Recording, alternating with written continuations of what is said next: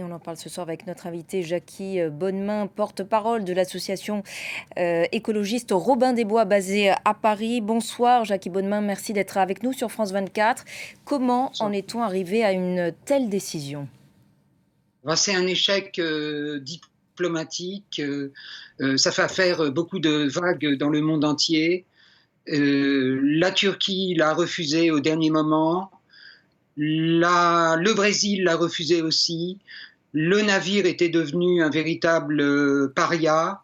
La France s'est tue depuis des mois et des mois, alors que dans la licence d'exportation du Foch devenu Sao Paulo, il y avait une clause exigeant que les conditions de démantèlement en fin de vie du Sao Paulo soient approuvées par la France. Et ça nous étonnerait que la France ait approuvé cette océanisation qui va à l'encontre de tous les beaux discours et de toutes les conférences sur la protection de l'environnement marin. Donc la France, pour vous, est en grande partie responsable de ce qui s'est passé ? La France est co-responsable.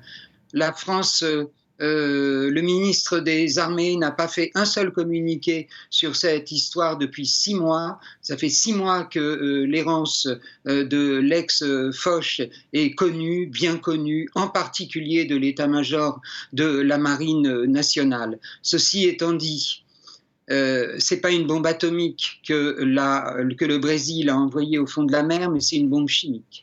Une bombe chimique qui contient beaucoup plus que les 10 tonnes d'amiante dont le reportage a parlé. Si on se réfère à l'inventaire des matières toxiques embarquées à bord du Clemenceau, qui était le sister ship du Foch, il y a plusieurs kilomètres de tuyauterie avec un calorifugage en amiante à bord de l'épave, et aussi des kilomètres de gaines électriques enduites de PCB, mais aussi 10 000 néons avec un starter au mercure, mais encore des hectares de peinture toxiques à l'arsenic, au plomb, au cadmium, à l'étain, toutes substances qui sont interdites à l'heure actuelle dans la construction navale et qui, au fil du temps, des décennies, du siècle, vont se décomposer, ces peintures, se réduire en écailles,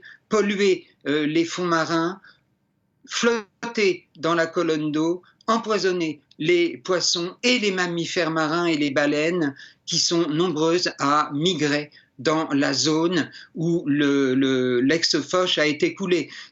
Il a été coulé en fait à environ 349 km du littoral brésilien pour, dit le communiqué de la marine brésilienne, protéger les intérêts, tous les intérêts de la population brésilienne et de l'État.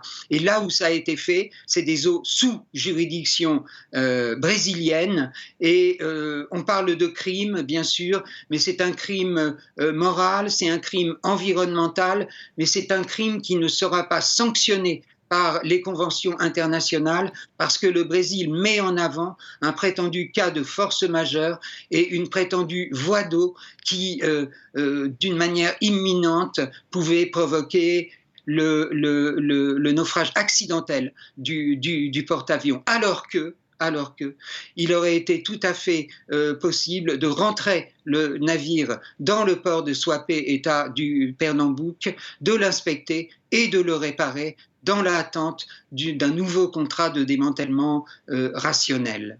Donc il y avait une autre solution, hein, selon vous. Est-ce qu'il n'y a pas des réglementations internationales qui encadrent la destruction de ce type de navire ? Oui, il y a une convention internationale qui s'appelle la Convention de Londres, qui interdit les rejets de déchets en mer, sauf que en cas de force majeure, des dérogations peuvent être accordées aux pays signataires.